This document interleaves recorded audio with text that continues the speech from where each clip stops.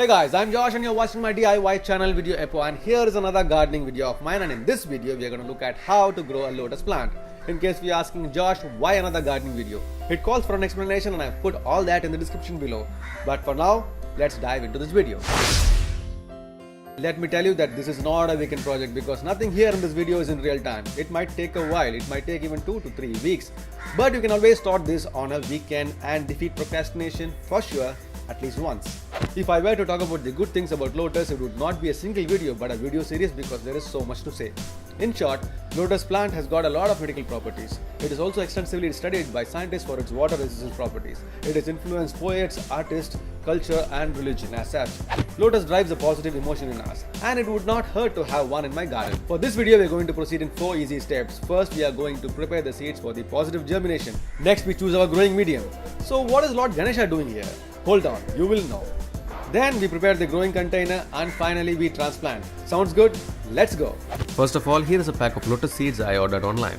I paid a pretty hefty price for the same very seeds available commonly earlier, thanks to the real estates and waste management systems which has encroached upon all our marshlands, claiming it unusable for anything else. Getting back to the seeds, I've received it with some sort of a growth supplement and with a clear description on how to germinate them. The kit also has a sandpaper in case you don't have a file, and that's quite neat. Anyways, I will run you through the process. First, you need to prepare the seeds for germination. There are 10 seeds in total, and I thought I was only going to use 5, but I had to use them all, and you will see why.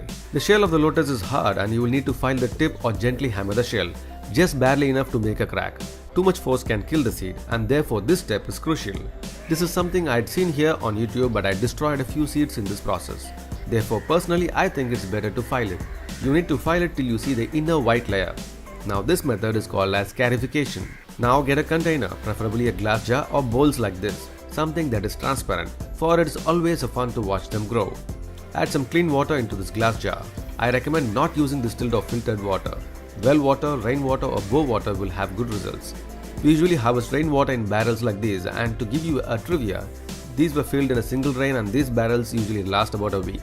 Let me just take a little water out of here. Simply grab your filed seeds and dunk them in this water. The ones those float are generally infertile and can be removed.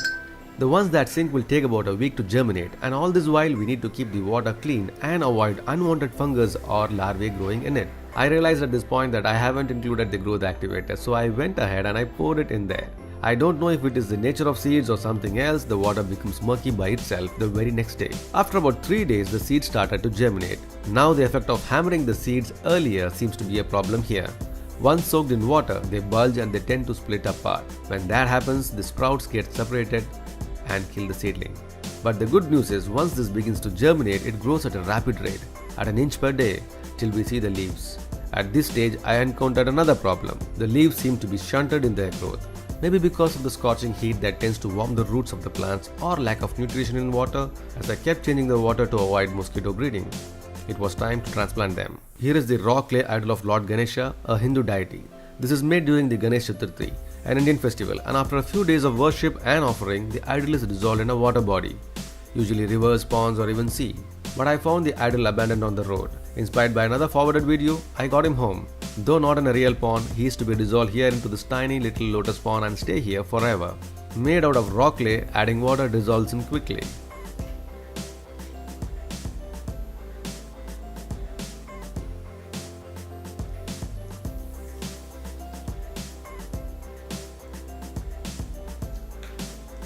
The reason for using clay is it tends to become slushy when water is added, and when it settles down, it does a good job of holding the roots.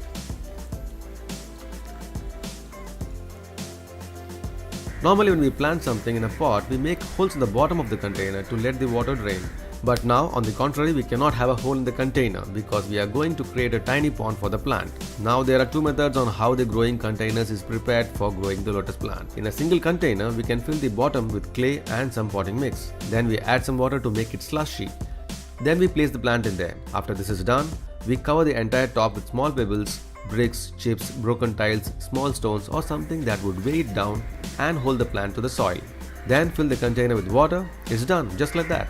The second method, we go for an additional step. We take another large pot, place the small pot with the plant in the large pot and then add plenty of water till the smaller pot is submerged in the water.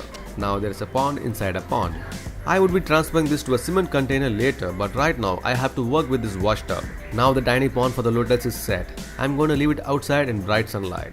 I would make a video update on how the plant is doing and when the flower blooms. Meanwhile, if you made it till here, I believe you like this video, and if you really do, please share it with your friends and subscribe to my channel Video Epo.